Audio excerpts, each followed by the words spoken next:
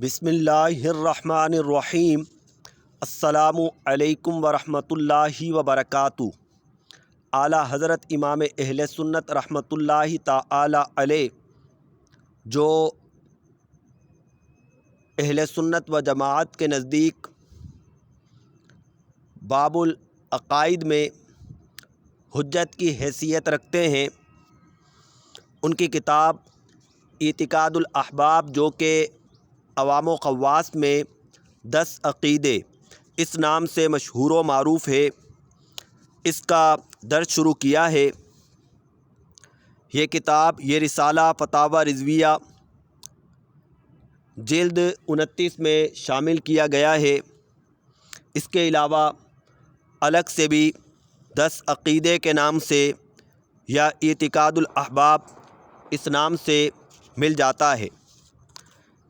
اس پورے رسالے کا تو درس نہیں دے رہے، بلکہ عقیدہ خامسہ سے ہم نے اس کا آغاز کیا، یعنی 5واں عقیدہ۔ اس میں صحابہ کرام اور اہل بیت کرام کے متعلق ہمیں کیا عقائد رکھنے چاہیے، یہ بیان کیے گئے ہیں۔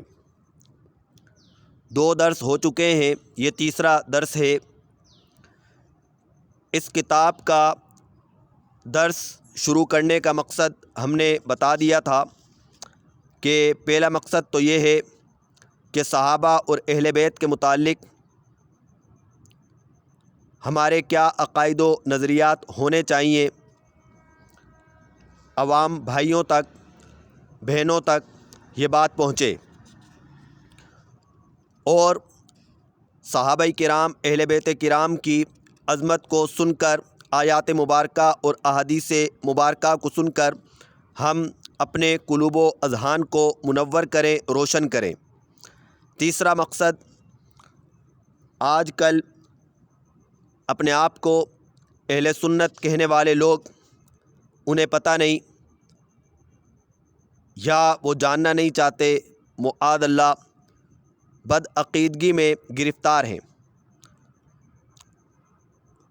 اعلیٰ حضرت چونکہ حجت کی حیثیت رکھتے ہیں، تو ان کی کتاب سے درس دیا جا رہا ہے، تاکہ ان کی بھی اصلاح ہو اور گمراہی سے وہ نجات پائیں۔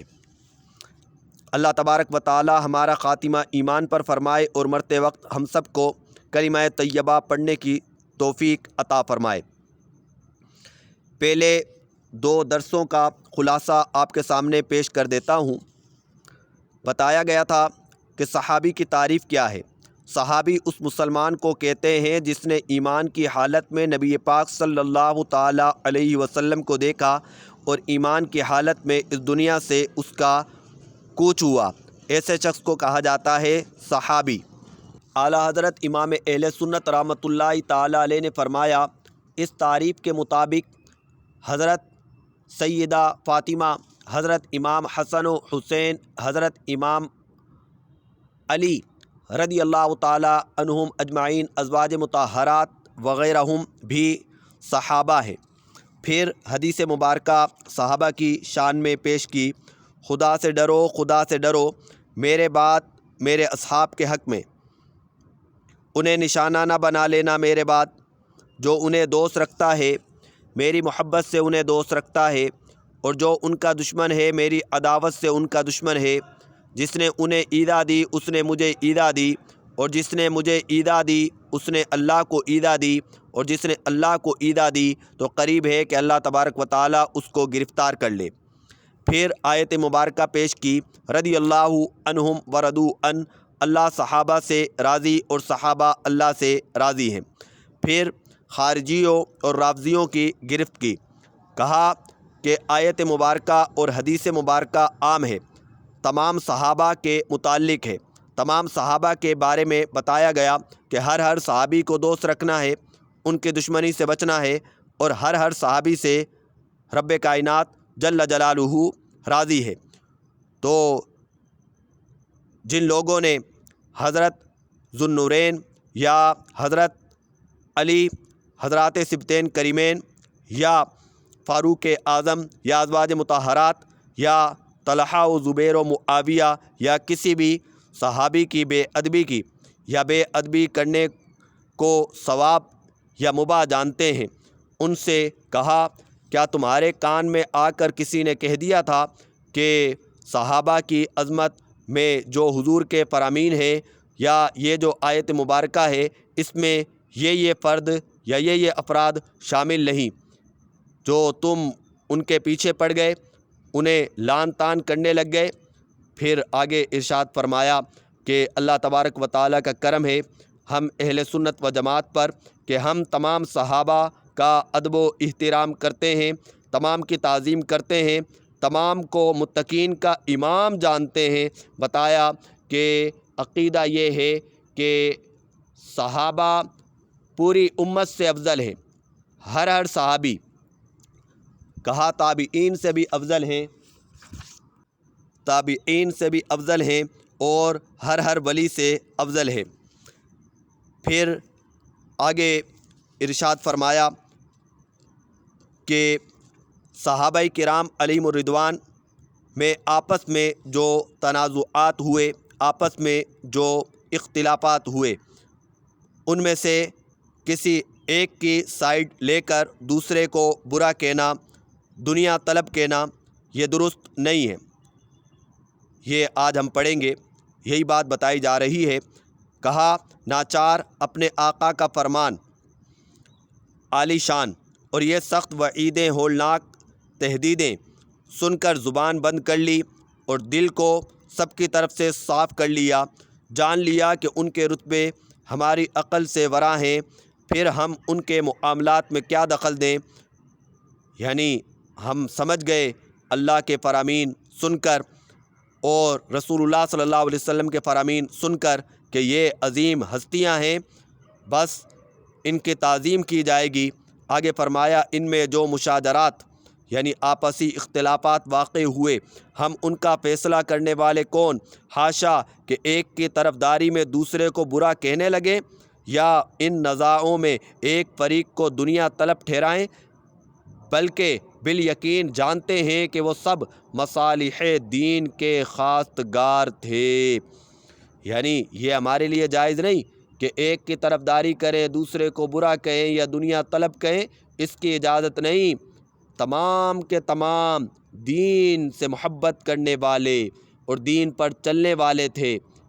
آگے فرمایا جس کے اجتہاد میں جو بات دین الہی و شرع رسالت پناہی جل جلالہ و صلی اللہ تعالیٰ علیہ وسلم کے لیے اصلاح و انسب معلوم ہوئی، اختیار کی۔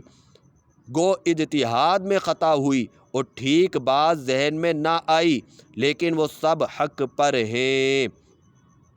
یعنی ہر ایک نے غور و فکر کیا کہ دین میں غور و فکر کیا، آیات مبارکہ میں، احادیث مبارکہ میں غور و فکر کیا، مجتہد تھے، اجتہاد کیا، یعنی انہوں نے دین کے لیے جو بہتر سمجھا اسے اختیار کیا، اگرچہ اجتہاد میں ان سے خطا ہوئی، یعنی اجتہادی خطا پر ثواب ملتا ہے۔ یہ وہ خطا نہیں جو ہمارے عرف میں رائج ہے، خطا کار، خطا، تو یہ ہمارے عرف میں گناہ کے معنی میں بولی جاتی ہے، لیکن عرف شرع میں خطائے اجتہادی سے مراد یہ ہے کہ کوئی مجتہد قرآن و حدیث میں غور و فکر کر کے سمجھتا ہے کہ مسئلہ یوں ہے، لیکن وہ رائے حق تک نہیں پہنچتا تو اس نے خطا کی اور اس خطا پر بھی اس کو ثواب ملتا ہے۔ یہ نظریہ ہے۔ فرمایا ان کا حال بھی عینی ایسا ہے جیسا فروع مذہب میں ابو حنیفہ و شافعی کے اختلاف، نہ ہرگز ان منازعات کے سبب ایک دوسرے کو گمراہ فاسق جاننا، نہ ان کا دشمن ہو جانا۔ یعنی ان کے اختلافات ایسے ہی ہیں جیسے کہ امام اعظم ابو حنیفہ اور امام شافعی رضی اللہ تعالی عنہما کا اختلاف، کہ ہم امام اعظم کو فالو کرتے لیکن امام شافعی کو برا کہنے کی اجازت نہیں ہے، بلکہ ارشادات خدا و رسول عز مجدہ و صلی اللہ تعالی علیہ وسلم سے اتنا یقین کر لیا کہ سب اچھے، عدل و فقہ، تقی، نقی، ابرار ہیں۔ یعنی ہم نے یہ یقین کر لیا کہ سب نیک ہیں، سب متقین ہیں، سب پرہیزگار ہیں۔ اللہ تبارک و تعالی ہمیں صحابہ کرام علیہم الرضوان کی عظمت کو سمجھنے کی توفیق عطا فرمائے اور ہمارا خاتمہ ایمان پر فرمائے۔ انشاءاللہ اگلے درس میں عقیدہ سادسہ بیان کیا جائے گا۔ اللہ تعالی جو ہم نے بیان کیا اس کے سبب ہمیں آخرت میں سرخرو فرمائے اور حضور جان عالم صلی اللہ تعالیٰ علیہ وسلم کے جھنڈے لواء الحمد کے سائے میں اکٹھا ہو کر جنت میں اعلیٰ مقام عطا فرمائے۔ وآخر دعوانا ان الحمد للہ رب العالمین۔ السلام علیکم ورحمۃ اللہ وبرکاتہ۔